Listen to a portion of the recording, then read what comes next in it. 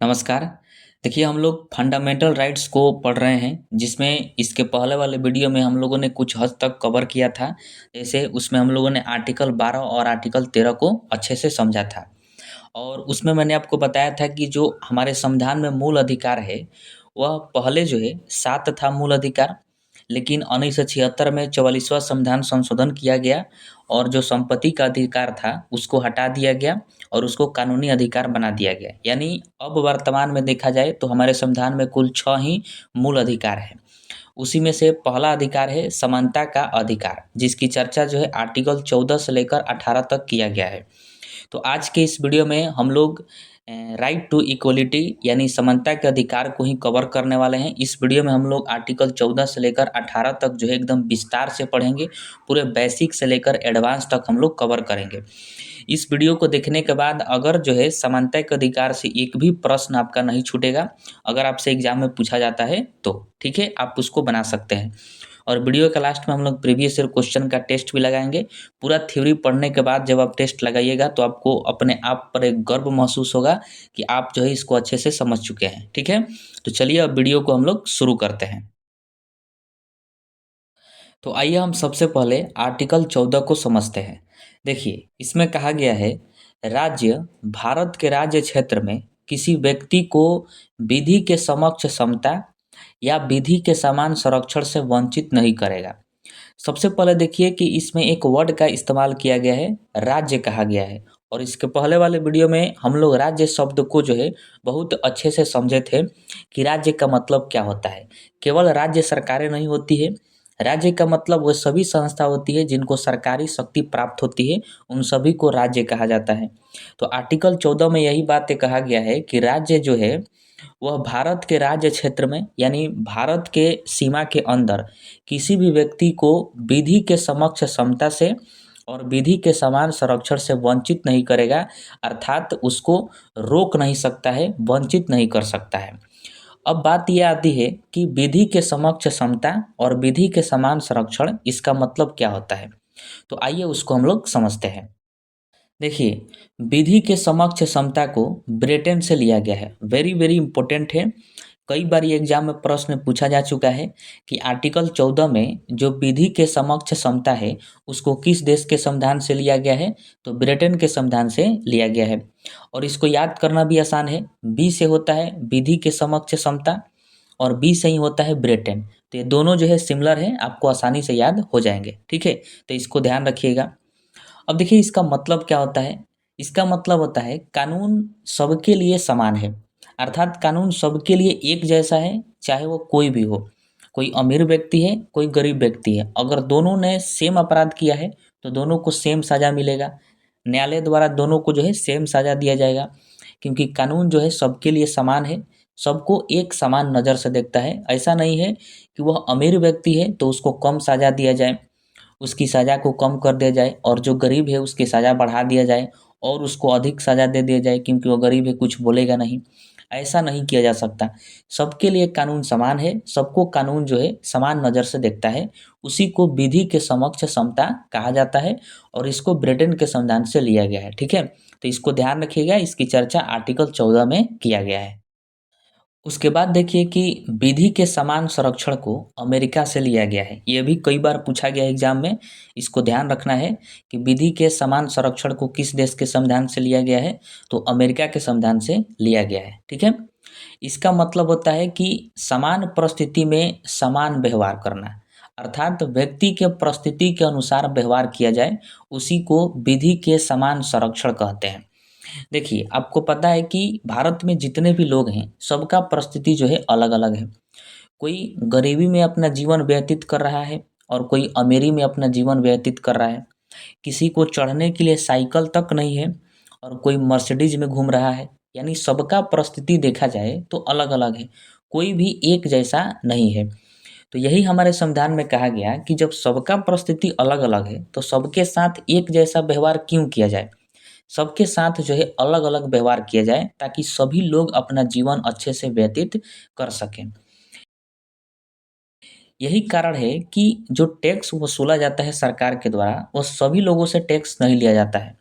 एक minimum income को fix कर दिया जाता है कि इस इनकम से आप अधिक कमाइएगा तो आपको टैक्स देना पड़ेगा। अगर आप उससे कम कमा रहे हैं तो आप कोई भी टैक्स नहीं दीजिएगा। इसीलिए हर व्यक्ति से टैक्स नहीं लिया जाता। अब कोई व्यक्ति यहीं पर आकर कहे कि हर व्यक्ति से टैक्स क्यों नहीं लिया जा रहा है, सबसे टैक्स लीजिए, क्योंकि हमारे संविधान में कहा गया विधि के समक्ष समता, यानी सबके लिए कानून बराबर है, तो सबसे टैक्स लो। तो इसी में कह दिया गया है विधि के समान संरक्षण, कि परिस्थिति के अनुसार व्यवहार किया जाएगा, यानी किसका कैसा परिस्थिति है उस हिसाब से व्यवहार किया जाएगा। इसीलिए सबसे टैक्स नहीं लिया जाता है। जो टैक्स देने लायक होता है उसी से टैक्स लिया जाता है। ज़रा एक बार सोच कर देखिए कि अगर सभी व्यक्तियों से टैक्स लिया जाए तो एक व्यक्ति जो कि बहुत गरीब है महीना का 10-15 हज़ार मुश्किल से कमा लेता है, और एक व्यक्ति है जो कि महीना का 50 लाख कमाता है, और सबसे टैक्स लिया जाए तो वो गरीब व्यक्ति भी जो 10-15 हज़ार कमा रहा है वो भी टैक्स देगा, तो फिर उसके पास खाने के लिए बचेगा क्या? वह जो है भूखे मर जाएगा, और अमीर को कोई फ़र्क ही नहीं पड़ेगा। इसीलिए कहा गया है कि सबका परिस्थिति जब अलग-अलग है, सबकी कमाई जब अलग-अलग है, तो टैक्स जो है परिस्थिति के अनुसार ही लिया जाएगा। एक मिनिमम इनकम फिक्स कर दिया जाता है कि इससे अधिक आप कमाइएगा तो आपसे टैक्स लेंगे, अन्यथा नहीं लेंगे। ये हो गया। दूसरा कि मान लीजिए कि एक अमीर व्यक्ति है और एक गरीब व्यक्ति है, और दोनों जो हैं कोई सेम अपराध करते हैं, नॉर्मल अपराध है। अगर न्यायालय द्वारा दोनों पर जुर्माना लगाया जाएगा, तो दोनों पर जो है अलग-अलग जुर्माना लगाया जाएगा। ऐसा क्यों करेगा? क्योंकि दोनों का परिस्थिति जो है अलग-अलग है। एक अमीर व्यक्ति है और एक गरीब व्यक्ति है। अगर गरीब पर ज़्यादा जुर्माना लगा दे न्यायालय, तो गरीब जो है कर्ज में डूब जाएगा। एक तो वो अपराध किया क्योंकि उसके पास पैसा नहीं था, और उस पर भी अगर अधिक जुर्माना उस पर लगा दें, तो वो और कर्ज में डूब जाएगा, और वो जो है भूखे मर जाएगा। तो फिर न्याय हुआ कहाँ? इसीलिए गरीब की परिस्थिति के अनुसार जो है न्यायालय देखेगा कि गरीब की परिस्थिति क्या है, उस हिसाब से उस पर जो है जुर्माना लगाया जाएगा। और अमीर पर जो है हुमचा के जुर्माना लगाया जाएगा, क्योंकि वो अधिक कमा रहा है, तो उस पर जुर्माना भी अधिक लगेगा, उसका परिस्थिति अलग है। अगर उस पर हम कम जुर्माना लगा देंगे, तो वह जो है फिर अपराध करेगा, क्योंकि वो सोचेगा कि जुर्माना तो बहुत कम देना है, इसीलिए वो बार-बार अपराध को दोहराएगा।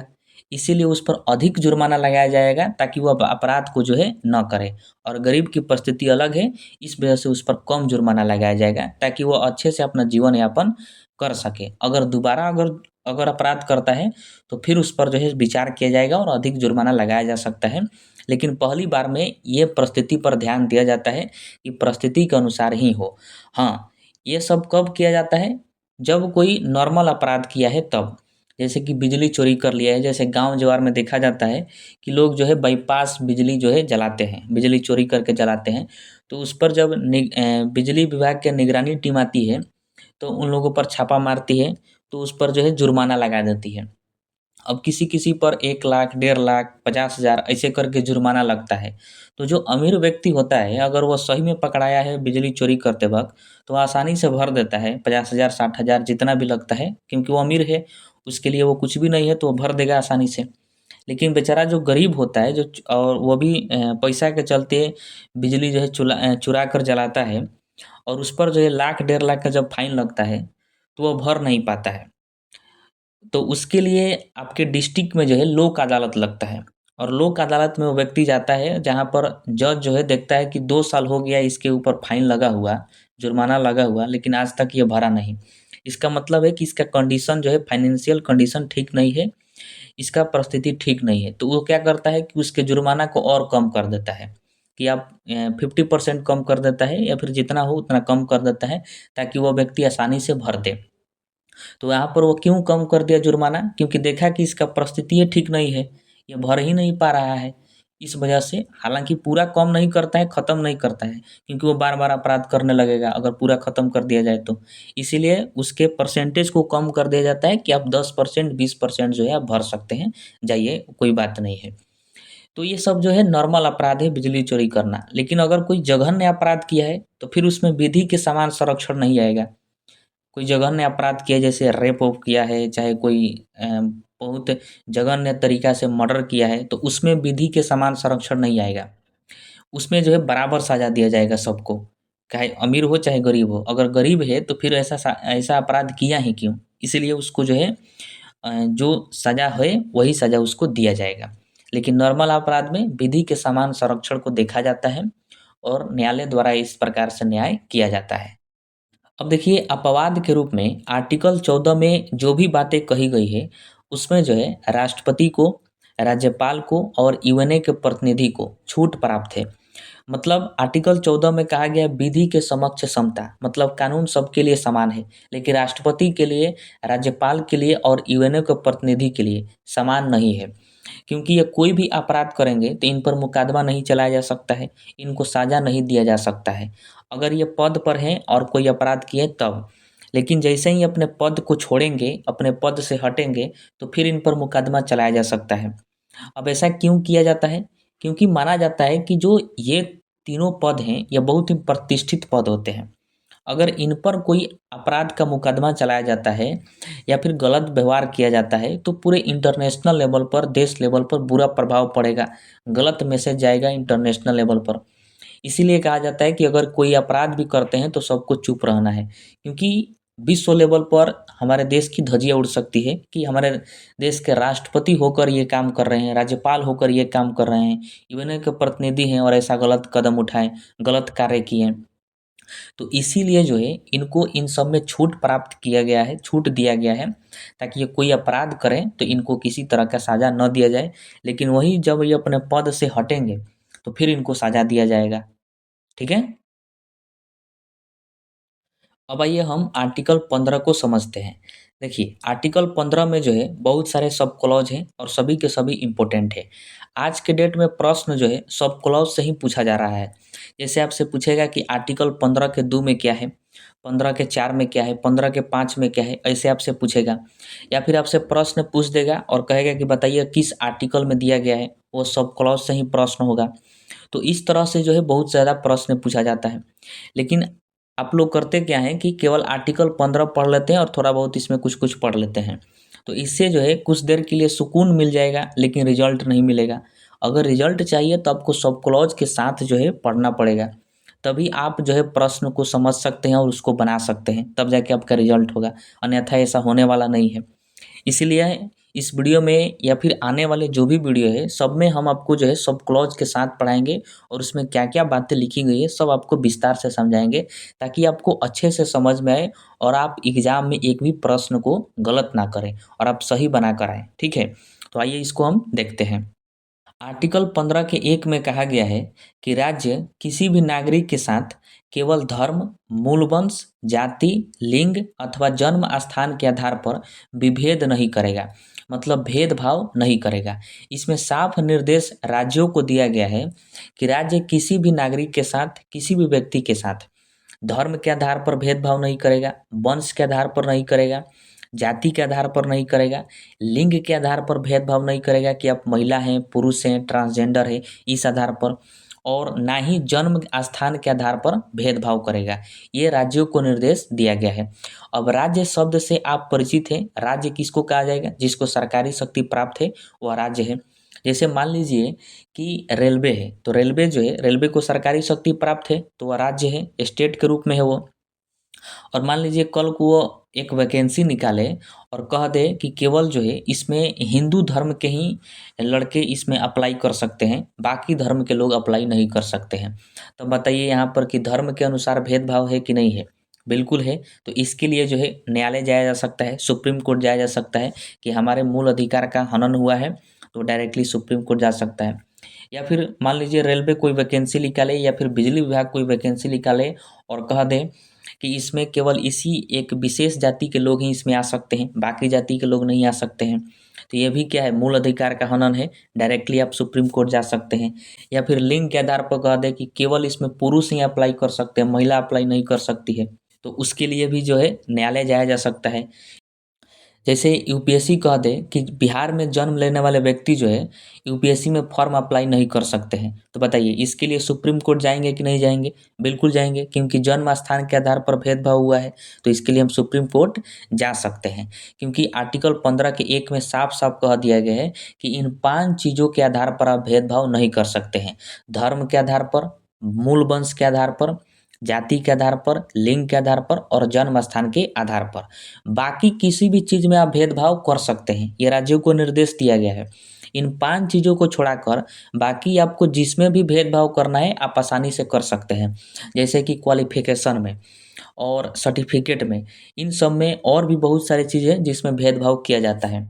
जैसे यूपीएससी में फॉर्म भरने के लिए मिनिमम क्वालिफ़िकेशन क्या होना चाहिए? ग्रेजुएशन पास हो, या फिर किसी भी राज्य का पीसीएस लेवल का अगर एग्ज़ाम में बैठना है तो आपका मिनिमम क्वालिफ़िकेशन सेट किया गया है कि आप ग्रेजुएशन पास होना चाहिए। अब मान लीजिए कोई 10वां क्लास का लड़का है और वह सुप्रीम कोर्ट चला जाए और कहे कि हमें यूपीएससी में फॉर्म भरने नहीं दिया जा रहा है, तो बताइए ये उचित है? नहीं उचित है, क्योंकि मिनिमम क्वालिफ़िकेशन उसका सेट किया गया है कि ग्रेजुएशन पास होना चाहिए, तभी आप उस पद के लिए एलिजिबल होंगे, वह फॉर्म भर सकते हैं। और कोई 10वां का लड़का है और कहे हमारे साथ भेदभाव हो रहा है, तो ऐसा हो सकता है क्योंकि ये हमारा संविधान ही कहता है कि क्वालिफ़िकेशन के आधार पर भेदभाव करिए। इन 5 चीज़ों को छोड़ाकर बाकी आप किसी में भेदभाव कर सकते हैं। उसी प्रकार बहुत सारे राज्यों में दरोगा की वैकेंसी आती है, तो दरोगा में जो है हाइट बहुत मायने रखता है, उसके बाद चेस्ट मायने रखता है। अब कोई व्यक्ति है और 3 फुट का है और दरोगा का फॉर्म भर दिया और उसके बाद वो मेडिकल में जाके छँटा गया। अब वो सुप्रीम कोर्ट चला गया कि हम एग्ज़ाम पास किए थे और मेडिकल में हमको छाँट दिया गया है। तो फिर न्यायालय द्वारा जाँच किया जाएगा कि आखिर क्यों छाँटा गया है, तो फिर पता चलेगा कि दरोगा में जो मिनिमम हाइट सेट किया गया था कि इस कैटेगरी के लोग इतने हाइट के होने चाहिए और ये हाइट को जो है पूरा नहीं कर पा रहे हैं, इस वजह से इनको छाँटा गया है। क्योंकि इन 5 चीज़ों के आधार को छोड़ाकर बाकी किसी भी चीज़ में भेदभाव किया जा सकता है। जैसे क्वालिफ़िकेशन में हो गया, हाइट में हो गया, चेस्ट का हो गया और भी सर्टिफ़िकेट में हो गया, बहुत सारी चीज़ों में जो है भेदभाव राज्यों के द्वारा किया जाएगा, लेकिन इन 5 चीज़ों पर भेदभाव नहीं कर सकते हैं। ऐसा नहीं होगा कि किसी विशेष जाति के लोग को भर्ती हो, किसी विशेष धर्म के लोगों का भर्ती हो, बाकी धर्मों का ना हो, ऐसे भेदभाव नहीं कर सकते हैं। उसके बाद आर्टिकल 15 का 2 है, इसमें कहा गया है कि भारतीय राज्य क्षेत्र में किसी भी व्यक्ति को दुकान, होटलों, भोजनालयों मतलब रेस्टोरेंट, मनोरंजन स्थल पर प्रवेश से नहीं रोका जा सकता है। साथ ही राज्य के धन से बनाए गए सार्वजनिक स्थल जैसे कि पार्क हो गया, तालाब, कुआँ, सड़क, झील, इस पर भी प्रवेश से नहीं रोका जा सकता है। मतलब ये सामान्य नागरिकों को, सामान्य व्यक्तियों को निर्देश दिया गया है आर्टिकल 15 के 2 के माध्यम से। कहा गया है कि कोई भी व्यक्ति, किसी भी व्यक्ति को दुकान में जाने से नहीं रोक सकता है, किसी भी आधार पर, होटल में जाने से नहीं रोक सकता है, उसको प्रवेश से नहीं रोक सकता है, रेस्टोरेंट में जाने से, मनोरंजन स्थल जैसे कि सिनेमा हॉल हो गया, कोई भी सर्कस हो गया, तो वहाँ पर जो है जाने से किसी भी व्यक्ति को कोई भी व्यक्ति नहीं रोक सकता है कि आप ये विशेष जाति का हैं तो आप नहीं आ सकते हैं, आप महिला हैं तो नहीं आ सकते हैं, पुरुष हैं तो नहीं आ सकते हैं, नहीं रोका जा सकता है। वही जो राज्य के धन से जो बनाया गया है सार्वजनिक स्थल, सरकारी धन से जो बना है, जैसे पार्क, उस पर भी आप किसी को आने से नहीं रोक सकते हैं कि आप विशेष धर्म के हैं, आप इस धर्म के हैं तो नहीं जाइएगा, ऐसे आप नहीं रोक सकते हैं। ये बात जो है आर्टिकल 15 के 2 में कहा गया है, ठीक है? वही आर्टिकल 15 के 3 में कहा गया है कि राज्य द्वारा बच्चों या महिलाओं के लिए विशेष व्यवस्था करना शामिल है। मतलब ये भी राज्य को निर्देश दिया गया है आर्टिकल 15 के 3 में कि राज्य जो है वो बच्चों के लिए और महिलाओं के लिए विशेष व्यवस्था करेगा। जैसे कि महिलाओं के लिए देखिए आरक्षण की व्यवस्था किया गया है। जैसे कोई भी वैकेंसी आती है तो उसमें महिलाओं के लिए सीट आरक्षित रहता है कि महिला जो है इतना इसमें अप्लाई कर सकती है, इतना महिलाओं के लिए सीट आरक्षित किया गया है। वही बच्चों को देखिएगा कि निःशुल्क शिक्षा की व्यवस्था है। 6 से 14 वर्ष के बच्चों को जो है निःशुल्क शिक्षा दिया जाता है सरकार के द्वारा। तो वो क्या है, विशेष व्यवस्था ही तो है। तो ये बात किसमें कहा गया है? आर्टिकल 15 के 3 में कहा गया है कि राज्य अगर चाहे तो महिलाओं के लिए और बच्चों के लिए विशेष व्यवस्था कर सकती है। अब आइए हम आर्टिकल 15 के 4 को समझते हैं। देखिए, इसी में जो है आरक्षण की व्यवस्था की गई है। मतलब जो आरक्षण आप सुनते हैं, वह जो है आर्टिकल 15 के 4 में ही दिया गया है। इसमें कहा गया है कि राज्यों को सामाजिक और शैक्षणिक रूप से पिछड़े वर्ग जो हैं, वह हो गए और एससी यानी अनुसूचित जाति और एसटी यानी अनुसूचित जनजाति के उत्थान के लिए विशेष प्रावधान करने का अधिकार है। मतलब आर्टिकल 15 के 4 में जितने भी स्टेट हैं उन सभी को जो है एक अधिकार दिया गया है कि अगर आपको लगे कि जो पिछड़े वर्ग हैं और एससी एसटी के जो बच्चे हैं, अगर वह सामाजिक रूप से, शैक्षणिक रूप से अगर पीछे हैं, तो उनको समाज में आगे लाने के लिए, समाज में उनको विशेष दर्जा देने के लिए आप जो है आरक्षण का प्रावधान कर सकते हैं। ये आपको अधिकार दिया जाता है आर्टिकल 15 के 4 के माध्यम से। यानी विशेष रूप से देखा जाए तो इसी में जो है आरक्षण की व्यवस्था की गई है। इसी के तहत देखिएगा कि सरकारी नौकरी में जो है आरक्षण दिया जाता है। आरक्षण से तो आप भली-भाँति परिचित हैं कि जो जनरल कैटेगरी के बच्चे जो इतना नंबर लाते हैं, उनसे बहुत कम अगर एससी एसटी के बच्चे ला दिए या फिर जो पिछड़े वर्ग के लोग हैं वो ला दिए, तो उनका सिलेक्शन हो जाता है। ऐसा क्यों किया जाता है? ताकि वो समाज में बहुत पीछे हैं, उनको समाज के बराबर में लाने के लिए, क्योंकि भारत में जो भी लोग हैं, सबको अधिकार है समाज में आगे बढ़ने का, समाज के बराबर आने का, अच्छे से रहने का और शिक्षा प्राप्त करने का सबको अधिकार है। इसी वजह से वो बहुत पीछे हैं, तो उनको आगे लाने के लिए, सबके बराबर लाने के लिए जो है आरक्षण की व्यवस्था किया जाता है। और ये जो है सभी राज्यों को यह अधिकार दिया गया आर्टिकल 15 के 4 के माध्यम से कि आपको यह अधिकार प्राप्त है कि जो भी आपको लगे कि जो कोई वर्ग है जो कि पिछड़ा हुआ है, चाहे एससी एसटी हैं, सामाजिक रूप से पीछे हैं, शैक्षणिक रूप से पीछे हैं, तो आप उनको आगे लाने के लिए आपको लगे कि ये काम हम कर सकते हैं, तो ये सब जो है आगे आ सकते हैं, समाज में इनको बराबर का हकदार मिल सकता है, तो आप जो है उनको आरक्षण दे सकते हैं। इसी के तहत सरकारी नौकरी में क्या दिया जाता है? आरक्षण दिया जाता है। ठीक है। और सबसे इम्पोर्टेंट इसमें पूछा जाता है कि इसको जोड़ा कब गया? आर्टिकल 15 के 4 को जो है कब जोड़ा गया? तो ध्यान रखिएगा, जो पहला संविधान संशोधन हुआ था 1951 में, उसी में आर्टिकल 15 के 4 को जोड़ा गया, यानी आरक्षण शब्द को इसमें जोड़ा गया। ठीक है। उसके बाद है आर्टिकल 15 का 5। देखिए, इसमें जो है राज्यों को सामाजिक और शैक्षणिक रूप से पिछड़े वर्ग और एससी एसटी के लिए शैक्षणिक संस्थानों में प्रवेश में आरक्षण की व्यवस्था है। अब देखिए, इसमें शैक्षणिक संस्थान का मतलब क्या होता है? जहाँ पर शिक्षा दी जाती है उसको शैक्षणिक संस्थान बोलते हैं। उसमें जो है प्रवेश पर आरक्षण देने का प्रावधान किया गया है आर्टिकल 15 के 5 में। मतलब जैसे कि विश्वविद्यालय हो गया, कॉलेज हो गया, स्कूल हो गया, उसमें जो है एससी एसटी और जो पिछड़े वर्ग के लोग हैं उनके लिए सीट आरक्षित कर दिया जाता है। जैसे मान लीजिए किसी विश्वविद्यालय में या फिर कहीं पर भी जहाँ पर एडमिशन हो रहा है, प्रवेश हो रहा है, तो वहाँ पर मान लीजिए 500 सीट खाली है, तो उसमें से जो है लगभग 100 सीट जो है आरक्षित कर दिया जाता है कि इन 100 सीट पर एससी एसटी के बच्चे आएंगे, जो पिछड़े वर्ग के हैं वो उनके बच्चे आएंगे इन 100 सीट पर। बाकी के जो 400 सीट है वह अन्य वर्ग के लोगों को जो है रखा जाता है। यानी उनके लिए सीट आरक्षित कर दिया जाता है कि इन्हीं बच्चों को इसमें प्रवेश दिया जाएगा इन 100 सीटों पर। यही बात जो है आर्टिकल 15 के 5 में कहा गया है कि अगर राज्यों को लगे कि जो सामाजिक रूप से, शैक्षणिक रूप से पिछड़े वर्ग के लोग हैं या फिर एससी एसटी के हैं, तो उनके लिए शैक्षणिक संस्थानों में प्रवेश में आरक्षण देना है। मतलब उनके लिए सीट जो है आरक्षित कर देना है, ताकि उनके बच्चे को भी जगह मिल सके इसमें, ताकि वो क्योंकि वो समाज में भी बहुत पीछे हैं, तो उनको जब तक इनमें जो है एडमिशन में छूट नहीं मिलेगा, एडमिशन में आरक्षण नहीं मिलेगा, तब तक इनमें उनका इसमें एडमिशन नहीं हो पाएगा और जो है वो समाज में बराबर में नहीं आ पाएंगे। इस वजह से उनके प्रवेश में जो है आरक्षण की व्यवस्था किया जाता है। यही बात आर्टिकल 15 के 5 में कहा गया है और ये आपको जो है देखने को मिलता है, सुनने को भी मिल जाता है ये। ठीक है। अब देखिए, आर्टिकल 15 के 5 को कब जोड़ा गया था? तो 93वां संविधान संशोधन जो हुआ था 2005 में, उसमें जोड़ा गया था। तो यह भी इम्पोर्टेंट है, ध्यान रखना है, पूछा जाता है कि आर्टिकल 15 के 5 को कब जोड़ा गया था? तो 93वां संविधान संशोधन 2005 में। उसके बाद है आर्टिकल 15 का 6। देखिए, इसमें जो है ईडब्ल्यूएस को आरक्षण देने का बात कहा गया है। अब देखिए, ईडब्ल्यूएस क्या होता है? तो जो जनरल कैटेगरी होता है, तो जनरल कैटेगरी के माना जाता है कि ये बहुत धनी-मनी लोग होते हैं। ये समाज में जो है बहुत आगे होते हैं, जो जनरल कैटेगरी के होते हैं, ऐसा माना जाता है। लेकिन इनमें भी कुछ ऐसे लोग होते हैं जो कि इकोनॉमिकल बहुत पीछे होते हैं, यानी आर्थिक रूप से बहुत पीछे होते हैं, पैसों के मामले में बहुत पीछे होते हैं।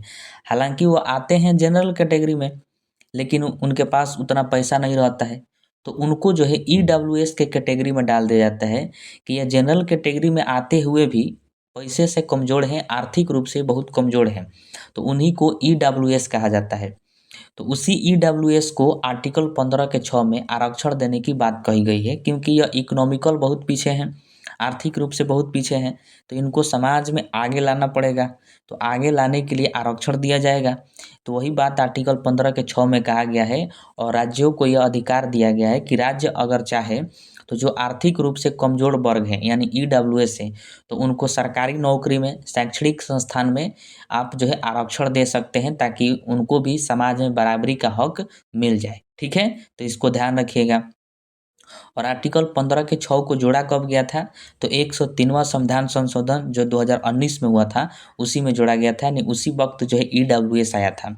और ईडब्ल्यूएस में आपको फिर से बता दूं कि जो जनरल कैटेगरी होता है, तो जनरल कैटेगरी में भी जो लोग पैसों के मामले में पीछे होते हैं, आर्थिक रूप से बहुत पीछे होते हैं, तो उन्हीं को ईडब्ल्यूएस के कैटेगरी में डाला जाता है, क्योंकि ये जनरल होते हुए भी गरीब हैं, तो उनको ईडब्ल्यूएस में डाल दिया जाता है, और ईडब्ल्यूएस को ही आरक्षण दिया जाता है, ये आर्टिकल 15 के 6 के माध्यम से। उसके बाद है आर्टिकल 16। देखिए, आर्टिकल 16 में भी बहुत सारे सब क्लॉज हैं, और सबको पढ़ना आवश्यक है, क्योंकि सब क्लॉज से ही प्रश्न पूछा जाता है, बहुत ज़्यादा इंपॉर्टेंट होते हैं। तो देखिए, सबसे पहला है आर्टिकल 16 का 1। इसमें कहा गया है, लोक नियोजन के मामलों में सभी नागरिकों को समान अवसर प्राप्त होंगे। अब देखिए, इसमें एक वर्ड आया है लोक नियोजन। लोक नियोजन का मतलब होता है सरकारी नौकरी, यानी सरकारी नौकरी जो होता है उसमें किसी भी मामले में सभी नागरिक को समान अवसर दिया जाएगा। यही बात आर्टिकल 16 के 1 में कहा गया है। और अगर नहीं मिल रहा है तो फिर वह व्यक्ति जो है डायरेक्टली सुप्रीम कोर्ट जा सकता है, क्योंकि ये मूल अधिकार का हनन है, तो उस पर जो है कार्रवाई किया जाएगा। जैसे मान लीजिए कि जैसे प्रमोशन होता है, तो प्रमोशन जो है अच्छे प्रदर्शन के आधार पर होता है। कोई किसी भी पद पर अगर कोई व्यक्ति है और वह अपना प्रदर्शन अच्छा है, उसका बहुत अच्छा कार्य कर रहा है, तो उसका प्रमोशन जो है निश्चित हो जाता है, प्रमोशन किया जाता है। अगर मान लीजिए कोई व्यक्ति अच्छा कार्य भी किया और 7-8 बरस जो है लगभग हो भी गया है उसको पद पर रहते हुए, और बहुत बेहतरीन कार्य कर रहा है, लेकिन फिर भी उसका प्रमोशन जो है नहीं हो रहा है, प्रमोशन उसका रोक दिया गया है किसी मतलब किसी भी तरह से, और कहा जा रहा है कि आप इस धर्म के हैं इसलिए आपका प्रमोशन नहीं होगा, या फिर इस जाति के हैं तो प्रमोशन नहीं होगा, या फिर आप महिला हैं चाहे पुरुष हैं, मतलब लिंग के आधार पर भेदभाव किया जा रहा है और प्रमोशन रोक दिया गया है, तो व्यक्ति जो है डायरेक्टली सुप्रीम कोर्ट जाएगा, क्योंकि आर्टिकल 16 के 1 का उल्लंघन किया गया है, क्योंकि सबको जो है समान, सभी नागरिकों को समान अवसर प्राप्त हैं, तो वह जा सकता है अगर प्रमोशन रुक गया है तो। उसी प्रकार जैसे आपको पता है कि 60 वर्ष पर किसी भी पद पर जो है रिटायरमेंट हो जाता है, तो कुछ पदों में रिटायरमेंट होने पर पेंशन दिया जाता है, यानी पैसा दिया जाता है। और किसी व्यक्ति को जो है रिटायर होने के बाद भी पेंशन नहीं मिल रहा है, और कहा जा रहा है कि आप पुरुष हैं इसलिए नहीं मिलेगा, या फिर आप इस धर्म के हैं तो आपको नहीं दिया जाएगा, मतलब किसी भी कारण से उसका पेंशन रोक दिया गया है, तो वह जो है रिटायर होने के बाद वो पेंशन का हकदार है और उसको मिल नहीं रहा है, तो डायरेक्टली सुप्रीम कोर्ट जाएगा, और जाके वहाँ पर कहेगा, तो फिर जो है कार्रवाई किया जाएगा कि आखिर इसको क्यों नहीं दिया जा रहा है। यही बात जो है आर्टिकल 16 का 1 में कहा गया है। इसका मीनिंग जो है यही होता है कि लोक नियोजन के मामलों में सभी नागरिकों को समान अवसर प्राप्त होंगे, मतलब सबको समान नज़र से देखना है, किसी के साथ भी किसी भी आधार पर भेदभाव नहीं किया जाएगा। जो उस फील्ड में उचित है, किसी भी फील्ड में हो, उसमें जो है सभी नागरिकों को समान अवसर दिया जाएगा। उसके बाद है आर्टिकल 16 का 2। देखिए, इसमें कहा गया है कि राज्य किसी भी नागरिक के साथ नियुक्ति और रोजगार के मामले में धर्म, जाति, मूलवंश, लिंग, जन्मस्थान, उद्भव और निवास स्थान के आधार पर भेदभाव नहीं करेगा। मतलब इसमें जो है राज्यों को, यानी जितने भी स्टेट हैं उन सबको साफ साफ निर्देश दिया गया है कि वह जो है किसी भी नागरिक के साथ नियुक्ति करते वक्त, यानी भर्ती करते वक्त, किसी भी पद पर भर्ती करते वक्त और रोजगार देते वक्त, इन दोनों मामलों में वह जो है धर्म के आधार पर भेदभाव नहीं कर सकता है, जाति के आधार पर भेदभाव नहीं कर सकता है, वंश के आधार पर नहीं करेगा, लिंग के आधार पर नहीं करेगा, महिला पुरुष, और जन्म स्थान के आधार पर नहीं करेगा, और ना ही उद्भव और निवास स्थान के आधार पर भेदभाव करेगा। मतलब इन 7 चीज़ों पर, 7 आधारों पर जो है राज्य किसी भी नागरिक के साथ भेदभाव नहीं कर सकता है। जैसे मान लीजिए कि किसी राज्य में किसी चीज़ के लिए वैकेंसी आया, और उस वैकेंसी में मान लीजिए कोई दूसरे राज्य का लड़का है, और वह जो है अप्लाई किया, तो उसको आप ये नहीं कह सकते हैं कि आपका जो है निवास स्थान अलग है, तो आप जो है यहाँ पर अप्लाई नहीं करिएगा, आप यहाँ पर नौकरी नहीं करिएगा। या फिर किसी चीज़ में मान लीजिए वैकेंसी आया और उसमें आप लिंग के आधार पर भेदभाव कोई स्टेट आपसे नहीं कर सकता है कि आप महिला हैं तो नहीं भरिएगा, पुरुष है तो नहीं भरिएगा। जन्म स्थान के आधार पर भी भेदभाव नहीं किया जा सकता है। यही बात जो है आर्टिकल 16 के 2 में कहा गया है। इसी से सिमिलर जो है इसके पहले हम लोग एक और आर्टिकल पढ़े थे, आर्टिकल 15 का 1। आर्टिकल 15 के 1 में जो है उसमें 5 आधार बताए गए थे कि 5 आधार पर राज्य जो है किसी के साथ भेदभाव नहीं करेगा। उसमें था धर्म, जाति, मूलवंश, लिंग और जन्म स्थान, ये 5 आधार थे। लेकिन आर्टिकल 16 के 2 में जो है 7 आधार दिया गया है। उद्भव और निवास स्थान, ये 2 जो है एक्स्ट्रा इसमें जोड़ा गया है। तो अगर मान लीजिए आपसे पूछा जाए और उसमें देखिएगा कि कितना आधार है, अगर 7 आधार है यानी धर्म, जाति, मूलवंश, लिंग, जन्म स्थान, उद्भव और निवास स्थान, ये 7 आधार हैं, तो आपको आर्टिकल 16 का 2 टिक मारना है, यानी 2 जो है आर्टिकल 16 का 2 सही होगा। अगर उसमें 5 ही आधार हैं तो फिर जाके जो है आर्टिकल 15 का 1 जो है वो राइट आंसर होगा, क्योंकि आर्टिकल 15 के 1 में कहा गया है कि आप 5 आधार पर राज्य जो है भेदभाव आपसे नहीं कर सकता है। और आर्टिकल 16 के 2 में कहा गया है कि राज्य, कोई भी राज्य हो, कोई भी स्टेट हो, वह आपसे 7 आधार पर भेदभाव नहीं कर सकता है नियुक्ति में, यानी भर्ती करते वक्त और रोजगार देते वक्त। कौन कौन सा आधार है? तो धर्म है, जाति है, मूलवंश, लिंग, जन्म स्थान और उद्भव और निवास स्थान, मतलब इसमें 2 जो है 2 आधार एक्स्ट्रा जोड़ा गया है। तो इन 7 आधारों पर जो है किसी से भी, कोई भी राज्य, कोई भी स्टेट किसी भी नागरिक से भेदभाव नहीं कर सकता है कि आप इस जाति के हैं या फिर आप इस वंश के हैं तो आपको नौकरी नहीं मिलेगा, आपकी भर्ती नहीं होगी, आपको रोजगार नहीं दिया जाएगा। आपका निवास स्थान दूसरे राज्य में है या फिर दूसरे जगह है तो आपको जो है नौकरी नहीं दिया जाएगा, रोजगार नहीं दिया जाएगा। ऐसा कोई भी स्टेट आपसे भेदभाव नहीं कर सकता है। यही बात आर्टिकल 16 के 2 में कहा गया है। ठीक है। उसके बाद है आर्टिकल 16 का 3। देखिए इसमें कहा गया है कि राज्य जो है वह निवास के आधार पर भेदभाव कर सकता है। अब देखिए निवास का मतलब क्या होता है कि आप जो है किसी न किसी राज्य में निवास करते हैं, आपका किसी न किसी राज्य में घर द्वार होगा, वही आपका जो है निवास स्थान है। तो आर्टिकल 16 के 3 में कह दिया गया है कि कोई भी स्टेट हो, कोई भी राज्य हो, तो वह जो है निवास के आधार पर भेदभाव कर सकता है किसी भी नागरिक के साथ, किसी भी व्यक्ति के साथ। इसके ऊपर देखिए आर्टिकल 16 के 2 में ये कहा गया था कि आप राज्य जो है किसी भी आधार पर किसी भी नागरिक के साथ नियुक्ति और रोजगार के मामले में भेदभाव नहीं कर सकता। इवन उसमें था कि निवास स्थान के आधार पर भी भेदभाव नहीं किया जाएगा। लेकिन वही आर्टिकल 16 के 3 में कह रहा है कि राज्य अगर चाहे तो निवास के आधार पर भेदभाव कर सकता है। मतलब जहाँ पर रह रहे हैं उस आधार पर भेदभाव किया जा सकता है। और आज के डेट में निवास के आधार पर आपसे भेदभाव होता भी है।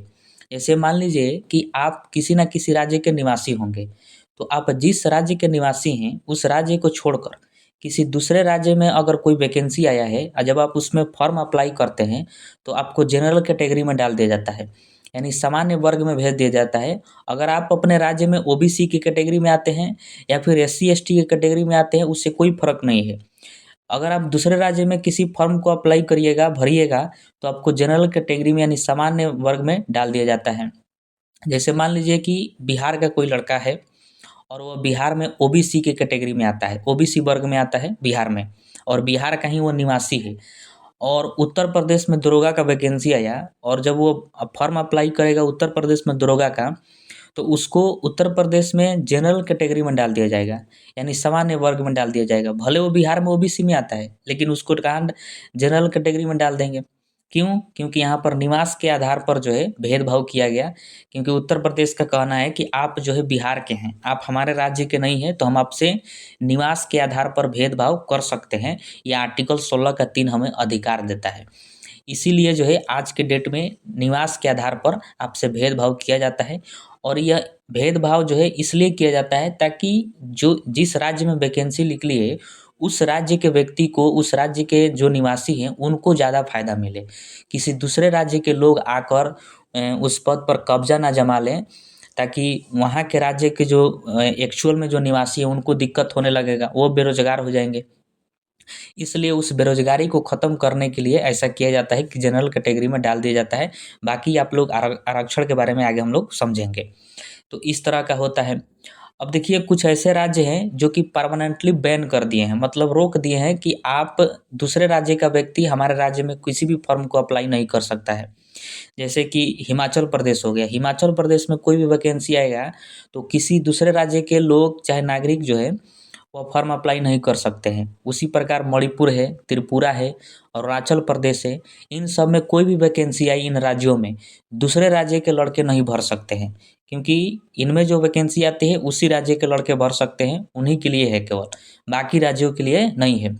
बाकी राज्यों में जो है ऐसा छूट है कि आप किसी भी राज्य के हैं तो उन राज्यों में फॉर्म अप्लाई कर सकते हैं। तो ये आपको ध्यान रखना होगा, एग्जाम में आपसे पूछा जा सकता है कि किसमें जो है आप फॉर्म अप्लाई नहीं कर सकते हैं, यानी दूसरे राज्य के लड़के अप्लाई नहीं कर सकते हैं।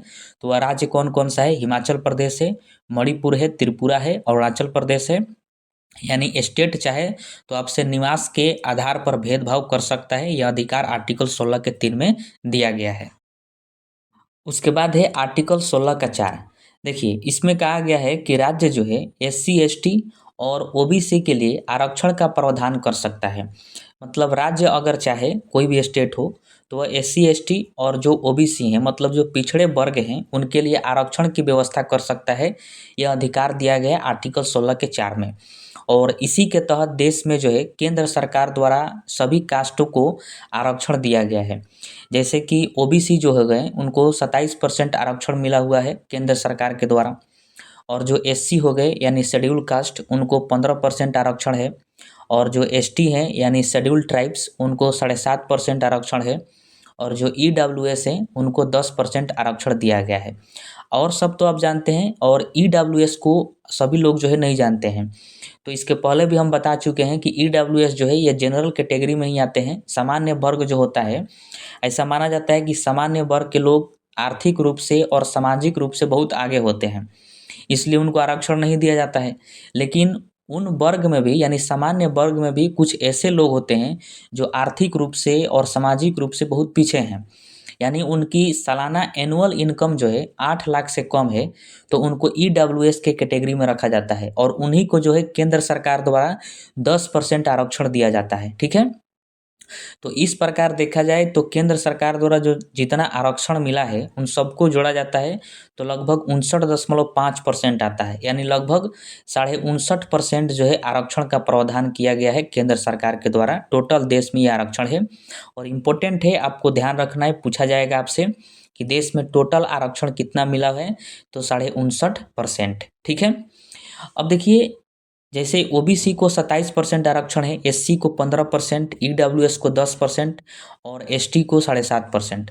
तो इन आरक्षण का मतलब क्या होता है वास्तव में, आइए उसको हम थोड़ा समझ लेते हैं। जैसे OBC को 27% मिला है तो इसका मतलब क्या हुआ, आइए उसको हम लोग समझते हैं। तो आइए हम इस डायग्राम से आरक्षण का मतलब हम लोग समझते हैं। मान लीजिए कि केंद्र सरकार द्वारा या फिर केंद्र द्वारा जो है एक 100 सीट की वैकेंसी निकाली गई, मतलब कोई पद के लिए वैकेंसी निकाला गया जिसमें 100 सीटें खाली है, 100 सीटों को जो है भरना है एग्जाम के द्वारा। तो जो आरक्षण मिला हुआ है, जैसे OBC को मिला है 27% आरक्षण, तो जो 100 सीट है इनमें से अब 100 का 27% निकालेंगे तो कितना आएगा, 27 आएगा। यानी 100 सीट में से 27 सीट जो है OBC के लिए होगा, यानी OBC कैटेगरी में जितने लोग आते होंगे उनके लिए जो है 27 सीट रख दिया जाएगा। फिर SC के लिए 15% आरक्षण दिया गया है, तो 100 में से 15 सीट जो है SC के लिए रख दिया जाएगा। वही ST के लिए 7.5% आरक्षण है, तो इन 100 में से 7.5 निकालेंगे तो कितना आएगा, 7 या फिर 8 आएगा। यानी 7 और 8 सीट जो है ST के लिए रख दिया जाएगा। और EWS को 10% आरक्षण है, तो इन 100 सीट में से 100 का 10% कितना होगा, 10, यानी 10 सीट जो है EWS के लिए होगा। इस तरह टोटल सीट जो है आरक्षण के हिसाब से छोड़ दिया जाता है सभी कास्टों के लिए, और बाकी जो बचा वो जनरल कैटेगरी के लिए हो जाएगा। तो यही जो है एक्चुअल में आरक्षण का मतलब होता है। अब देखिए एक डाउट इसमें आता है कि मान लीजिए OBC को जो है 27% आरक्षण दिया गया है, तो 100 का 27% जो है 27 सीट हुआ, यानी OBC के अंतर्गत जितने लड़के आते हैं वह जो है 27 सीट पर फाइटिंग करेंगे, 27 सीट के लिए लड़ेंगे, ठीक है। तो मान लीजिए 27 सीट जो है नहीं भर पाया, 20 सीट भरा और 7 सीट जो है खाली रह गया, तो क्या उस 7 सीट पर दूसरे कास्ट के लोग आ जाएंगे या फिर दूसरे वर्ग के आ जाएंगे? तो ऐसा नहीं है। वो 7 सीट, मान लीजिए 27 सीट में 20 सीट भरा और 7 सीट खाली रह गया, तो 7 सीट को ऐसे ही छोड़ दिया जाएगा। जब अगली बार उस पद के लिए वैकेंसी आएगी तो उसमें जो है ओबीसी के जितने सीट होंगे आरक्षण के हिसाब से, उसी में 7 सीट को जोड़ दिया जाएगा। देखिए एग्जाम्पल से समझते हैं। अब मान लीजिए कि अगली बार भी 100 सीट के लिए वैकेंसी आया, तो उन 100 सीट में ओबीसी के लिए 27% आरक्षण है, तो फिर 100 का जो है 27% यानी 27 सीट ओबीसी के लिए आरक्षित रहेंगे, और जो पहले के 7 सीट बचे हुए हैं उसको भी इसमें ऐड कर दिया जाएगा, यानी 27 और 7 कितने हो जाएंगे? 34 सीट। यानी उस बार ओबीसी के लिए टोटल जो है 34 सीट आरक्षित होंगे। इसी तरह से जो है हर बार ऐड करते जाया जाता है, इसी वजह से वैकेंसी बढ़ जाती है कभी, और कभी वैकेंसी घट जाती है। मतलब वास्तव में आरक्षण का मतलब यही होता है, और इसी तरह से ऐड किया जाता है, ठीक है। आशा करता हूँ कि आप इसको समझ गए होंगे। अब आपके दिमाग में आता होगा कि अगर समाज में देखा जाए तो एससी एसटी वर्ग के जो लोग हैं वो आर्थिक रूप से और सामाजिक रूप से बहुत पीछे हैं। उनसे थोड़ा बेहतर स्थिति में हैं ओबीसी वर्ग के लोग, और उनसे भी थोड़ा और बेहतर हैं ईडब्ल्यूएस के लोग, और उनसे भी और बेहतर है यानी सबसे बेहतर है देश में जनरल कैटेगरी के यानी सामान्य वर्ग के लोग। तो फिर इसमें देख रहे हैं आप कि सबसे ज़्यादा आरक्षण जो है ओबीसी वालों को क्यों दिया गया है 27%, जबकि सबसे ज़्यादा आरक्षण तो एससी एसटी को मिलना चाहिए क्योंकि वो बहुत पीछे हैं। तो इसका कारण है जनसंख्या, क्योंकि जनसंख्या के हिसाब से आरक्षण दिया गया है। जैसे कि ओबीसी के जो ओबीसी कैटेगरी के लोग हैं वो बहुत ज़्यादा हैं, लगभग 65% उनकी जनसंख्या है पूरे देश में। इस वजह से उनको आरक्षण भी ज़्यादा दिया गया है ताकि ज़्यादा संख्या में वो लोग जो हैं नौकरियों में आएँ, ज़्यादा संख्या में वो पद ग्रहण करें, क्योंकि उनकी संख्या ज़्यादा है। इसलिए ओबीसी को 27% आरक्षण दिया गया है सबसे ज़्यादा। और सबसे कम जो है एससी एसटी की जनसंख्या है, इसलिए उनको परसेंटेज में आरक्षण भी कम दिया गया है, ताकि उनकी संख्या कम है तो इस वजह से कम आएंगे। और ईडब्ल्यूएस को 10% दिया गया है, ठीक है। तो आप लोग आर्टिकल 16 के 4 को अच्छे से समझ गए, यानी इसमें जो है आरक्षण की बात की गई है, ठीक है। अब देखिए आर्टिकल 16 के 4 का ए भी है। इसमें जो है एससी एसटी को आरक्षण दिया गया है, और किस में आरक्षण दिया गया है? तो प्रमोशन में। आपको पता है कि जो सामान्य वर्ग के लोग हैं या फिर दूसरे कैटेगरी के जो लोग हैं वो किसी भी पद पर हैं, और वो अगर चाहते हैं कि हमें प्रमोशन मिले तो उनको बेहतरीन कार्य करना पड़ेगा, और बेहतरीन का मतलब बहुत अच्छे से कार्य करना पड़ेगा, बिना किसी जो है लापरवाही के और बिना किसी वाद विवाद के, बिना किसी दाग के। जब वो अच्छे से कार्य करेंगे तो उनको प्रमोशन मिलता है। लेकिन आर्टिकल 16 के 4 के ए में कहा गया है कि जो एससी एसटी वर्ग के लोग हैं तो उनको प्रमोशन जल्दी देना है। मतलब वो अगर वो थोड़ा भी बेहतरीन कार्य करते हैं तो उनको प्रमोशन तुरंत देना चाहिए, क्योंकि वो समाज में आर्थिक रूप से भी, सामाजिक रूप से वो वर्ग के लोग बहुत पीछे हैं। तो उनको समाज में बराबरी का दर्जा मिले, वो समाज में बराबर में खड़ा हो सकें, इस वजह से उनको उच्च पद पर जाना आवश्यक है। तो उनको प्रमोशन जो है तुरंत मिल जाता है। यही बात आर्टिकल 16 के 4 के ए में कहा गया है, ठीक है। अगला आर्टिकल है 16 का 5। देखिए इसमें कहा गया है कि किसी धार्मिक या सांप्रदायिक संस्था में किसी पद पर उसी विशेष धर्म के व्यक्ति को नियुक्ति में वरीयता होनी चाहिए। मतलब इसको देखिए उदाहरण से समझते हैं। मान लीजिए कि कोई मस्जिद है, बहुत बड़ा मस्जिद है, और उसमें जो पंडित की तरह एक होते हैं जिनको मौलवी कहा जाता है, मतलब मस्जिद में जो पंडित जी होते हैं उनको मौलवी कहते हैं, ठीक है। और कोई हिंदू धर्म का कोई व्यक्ति है और उसको बहुत अच्छे से उर्दू आता है, और बहुत अच्छे से उसको अरबी भी आता है, बेहतरीन वो जानता है, उर्दू जानता है, अरबी जानता है, लेकिन वो हिंदू धर्म का व्यक्ति है। मतलब मुसलमान मुसलमान धर्म में, मुस्लिम धर्म में जो भी ग्रंथ है उन सब का ज्ञान उसको है, लेकिन वह कैसा है? हिंदू धर्म का व्यक्ति है। तो क्या उसको उस मस्जिद में मौलवी बनाया जाएगा? नहीं बनाया जाएगा, क्योंकि मस्जिद जो है वो मुस्लिम धर्म का है। तो उसमें उसी के धर्म के अगर रहेंगे तो बेहतरीन कार्य करेंगे। उसी प्रकार मान लीजिए कि कोई मंदिर है, हिंदू धर्म का मंदिर है, और कोई मुस्लिम व्यक्ति हैं और उनको जो है बहुत अच्छे से गीता पता है, रामायण पता है और संस्कृत भी बहुत अच्छा बोल लेते हैं, बहुत अच्छे जानकार हैं और वो मुस्लिम धर्म के हैं, तो क्या उनको उस मंदिर में पंडित जी बनाया जाएगा? नहीं बनाया जाएगा, क्योंकि वह उस धर्म के नहीं है, यानी हिंदू धर्म के नहीं है, तो वो अच्छे से कार्य नहीं कर पाएंगे, भले उनको बहुत ज़्यादा ज्ञान है। वही बात आर्टिकल 16 के 5 में कहा गया है कि किसी धार्मिक या सांप्रदायिक संस्था में किसी पद पर उसी विशेष धर्म के व्यक्ति को नियुक्ति में वरीयता होनी चाहिए। मतलब कोई भी धार्मिक, कोई सांप्रदायिक संस्था है या फिर कोई धार्मिक संस्था है और वह जिस धर्म से रिलेटेड है, जिस धर्म के लिए वह संस्था है, उसी धर्म के व्यक्ति को नियुक्ति में वरीयता होनी चाहिए। मतलब उसी धर्म के व्यक्ति को उसमें नियुक्त किया जाएगा, दूसरे धर्म के व्यक्ति को नियुक्त नहीं किया जाएगा। यानी मस्जिद में मुसलमान ही मौलवी बन सकते हैं, ये बात कहा गया है, और मंदिर में हिंदू धर्म के ही लोग जो है पंडित जी बन सकते हैं, यही बात इसमें कहा गया है। वैसे भी देखिएगा आर्मी में एक जेसीओ का पद होता है, इसको जो है आप गूगल पर थोड़ा रिसर्च करिएगा, इसके बारे में हमको भी उतना ज़्यादा नॉलेज नहीं है।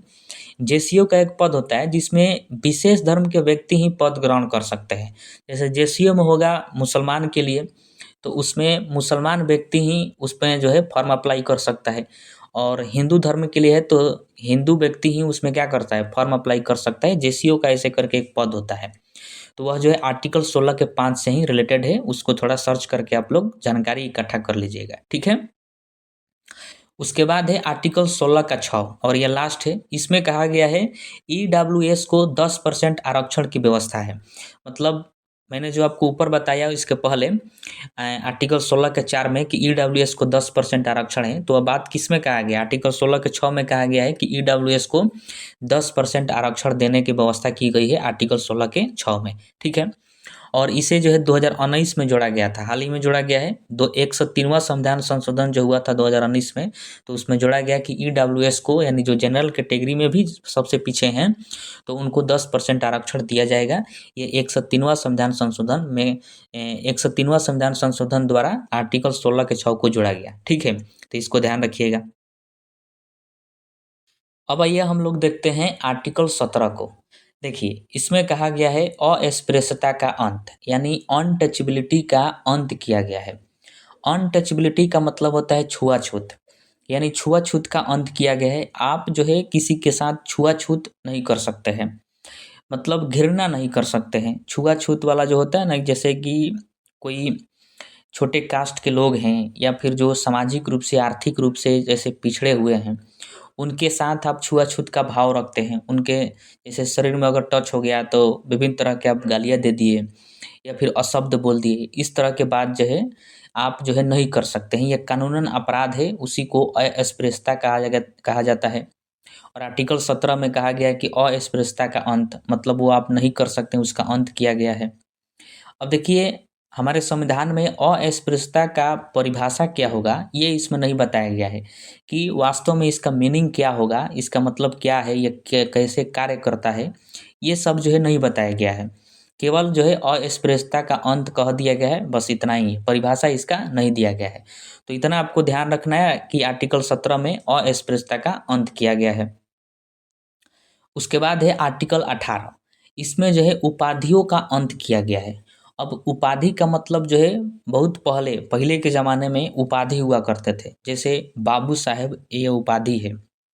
छोटे सरकार या फिर सरकार, जैसे ठाकुर साहब हो गया, राय साहब, राय बहादुर, महाराजा, इन सब का जो है अंत कर दिया गया है। वही बात आर्टिकल 18 में कहा गया है, उपाधियों का अंत। जैसे फिल्मों में बहुत ज़्यादा ये सब यूज होता है, जैसे ठाकुर साहब, या फिर कोई राजा है या फिर कोई मालिक है गांव का, पंचायत का, और उसका बेटा अगर होता है तो उसके बेटे को कहा जाता है छोटे सरकार। तो इस तरह की उपाधि को जो है अंत कर दिया गया है। इस तरह की उपाधि आप धारण नहीं कर सकते, भले आपको कोई कह दे वो बात अलग है। बोलचाल की भाषा में अगर आपको कोई कह देता है कि आप सरकार हैं, छोटे सरकार हैं, ठाकुर साहब हैं, बाबू साहब हैं, तो वह चलेगा, लेकिन आप जो है अपने नाम के आगे या पीछे नहीं जोड़ सकते हैं। डॉक्यूमेंट्स में भी आप ऐसे नहीं रख सकते हैं। उसी का जो है अंत किया गया है। अब इसको अंत क्यों किया गया है, क्योंकि यह जो है वंशानुगत होते हैं, मतलब एक व्यक्ति जैसे मेरे को मिल गया, मान लीजिए मेरे को मिल गया ठाकुर साहब, तो मेरा जब लड़का होगा तो उसको भी ठाकुर साहब कहेंगे या फिर छोटे ठाकुर साहब लोग कहने लगेंगे। तो इसी को उपाधि को जो है अंत कर दिया गया है। तो फिर बात आती है कि फिर कौन सा उपाधि हम रख सकते हैं, तो जो सेना के क्षेत्र में मिलता है, विद्या के क्षेत्र में मिलता है, उस तरह की उपाधि को हम लोग धारण कर सकते हैं। जैसे सेना में मिलता है मेजर का उपाधि, तो मेजर अपने नाम के आगे लगा सकते हैं, पीछे लगा सकते हैं, ऐसे लगा सकते हैं। जैसे डॉक्टर हो गया, तो डॉक्टर ऐसे ही कोई नहीं बनेगा और ना ही ये वंशानुगत मिला है। आप पढ़िएगा लिखिएगा तब आप डॉक्टर बनिएगा, तो आप अपने नाम के आगे लगा सकते हैं, जैसे डॉक्टर विक्की कुमार। उसी प्रकार शिक्षक टीचर हो गए, इंजीनियर हो गया। अगर किसी को भारत रत्न मिलता है, पद्म पुरस्कार अगर मिलता है, पद्म विभूषण मिलता है, तो ये सब जो है आप लगा सकते हैं। बाकी सब चीज़ें जो है आप नहीं लगा सकते हैं। उपाधियों का अंत कर दिया गया है आर्टिकल 18 के अनुसार, ठीक है। अब मान लीजिए किसी कोई व्यक्ति विदेश में रहता है और भारत का नागरिक है, और विदेश में कोई उसको उपाधि मिल गया, विदेश में वो कोई उपाधि धारण करना चाहता है, तो ऐसे धारण नहीं करेगा। अगर वो भारत का नागरिक है तो फिर उसको भारत के राष्ट्रपति से अनुमति लेनी पड़ेगी। अगर राष्ट्रपति अनुमति देंगे कि आप धारण कर सकते हैं विदेशी उपाधि, तभी आप धारण करिएगा, अन्यथा आप बिना अनुमति के विदेशी उपाधि धारण नहीं कर सकते हैं, ठीक है। तो आपसे पूछा जाएगा कि आर्टिकल 18 में क्या है, तो उपाधियों का अंत किया गया है, या फिर उपाधियों का अंत किस आर्टिकल में कहा गया है, तो आर्टिकल 18 में, ठीक है। तो इस वीडियो में हम लोगों ने समानता के अधिकार को कवर किया, यानी आर्टिकल 14 से लेकर 18 तक, और बहुत अच्छे से समझा। इसके बाद जो वीडियो आएगा उसमें हम लोग आर्टिकल 19 को कवर करेंगे, क्योंकि आर्टिकल 19 जो है बहुत इम्पोर्टेंट है। किसी भी व्यक्ति को अगर वह अच्छे से जी रहा है, अच्छे से जीवन यापन कर रहा है देश के अंदर, तो वह आर्टिकल 19 का ही देन है, क्योंकि उसमें बहुत सारी स्वतंत्रताएं दी गई है, और उससे एग्जाम में भी बहुत ज़्यादा प्रश्न पूछा जाता है, भर भर के प्रश्न पूछा जाता है, क्योंकि वो बहुत ज़्यादा इंपॉर्टेंट है। इसलिए केवल आर्टिकल 19 को ही हम लोग केवल एक ही वीडियो में कवर करेंगे और अच्छे से कवर करेंगे। अब आइए हम प्रीवियस ईयर क्वेश्चन को समझते हैं। तो देखिए पहला प्रश्न है कि अनुच्छेद 16 संबंधित है, मतलब आर्टिकल 16 जो है इनमें से किससे से संबंधित है। तो इसका राइट आंसर जो है ऑप्शन नंबर बी हो जाएगा, समता के अधिकार से। क्योंकि अभी तक हम लोग स्वतंत्रता के अधिकार को नहीं पढ़े हैं, शोषण के विरुद्ध अधिकार को नहीं पढ़े हैं, और धार्मिक स्वतंत्रता के अधिकार को भी नहीं पढ़े हैं। सबको हम लोग आगे वीडियो में पढ़ने वाले हैं। तो इसका right answer option number B हो जाएगा, समता का अधिकार। क्योंकि समता का अधिकार जो है आर्टिकल 14 से लेकर 18 तक है, और उसी के अंतर्गत जो है आर्टिकल 16 आता है। तो 16 जो है किससे संबंधित हो जाएगा, समता के अधिकार से। तो right answer option number B, ठीक है। उसके बाद प्रश्न है कि भारतीय संविधान के किस अनुच्छेद द्वारा अस्पृश्यता को समाप्त किया गया है, मतलब अनटचेबिलिटी को अंत किस आर्टिकल में किया गया है, तो आर्टिकल 17 में हम लोग पढ़ चुके हैं। तो right answer option number C हो जाएगा। अगला प्रश्न है कि विधि के सामने समता का अधिकार है, तो मतलब आपको बताना है कि जो हम लोग आर्टिकल 14 में पढ़े थे कि विधि के समक्ष समता, तो वह कौन सा अधिकार है। ऑप्शन ए जो है नागरिक अधिकार है, ऑप्शन बी आर्थिक अधिकार, ऑप्शन सी सामाजिक अधिकार, और ऑप्शन डी राजनीतिक अधिकार। तो देखिए इसका राइट आंसर जो है ऑप्शन नंबर ए हो जाएगा, नागरिक अधिकार। आर्टिकल 14 में जो अधिकार दिए गए हैं, जैसे कि विधि के समक्ष समता और कानून का समान संरक्षण, ये दोनों अधिकार जो है व्यक्तियों को दिया गया है, यानी नागरिकों को भी प्राप्त है और जो देश के अंदर विदेशी हैं उनको भी प्राप्त है। मतलब आर्टिकल 14 में केवल व्यक्ति शब्द का उपयोग किया गया है। इसका मतलब है कि सब किसी को प्राप्त है जो देश के अंदर है। तो इसका राइट आंसर जो है ऑप्शन ए हो जाएगा, नागरिक अधिकार, ठीक है। अगर व्यक्ति रहता तो व्यक्ति ऑप्शन होता, लेकिन यहाँ पर केवल नागरिक है तो नागरिक होगा इसका राइट आंसर। उसके बाद है कि भारतीय संविधान का कौन सा भाग मूल अधिकार के बारे में है। तो आपको पता है कि भाग 3 में मूल अधिकार के बारे में बात किया गया है। तो right answer option number C हो जाएगा। क्वेश्चन नंबर 5 है कि संविधान के किस अनुच्छेद में मौलिक अधिकारों का वर्णन है। तो आर्टिकल 12 से लेकर 35 तक मौलिक अधिकार का वर्णन किया गया है। तो right answer option number B हो जाएगा।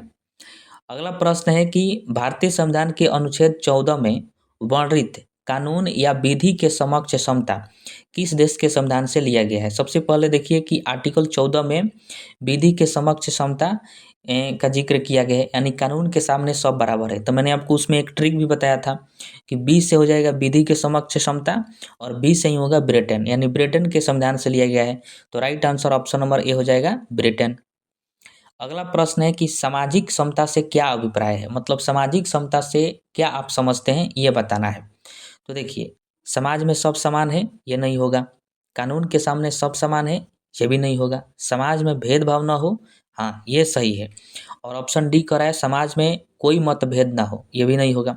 तो इसका राइट आंसर जो ऑप्शन नंबर सी हो जाएगा कि समाज में भेदभाव ना हो, उसी को कहा जाता है सामाजिक समता, यानी सब बराबर है समाज में। ठीक है।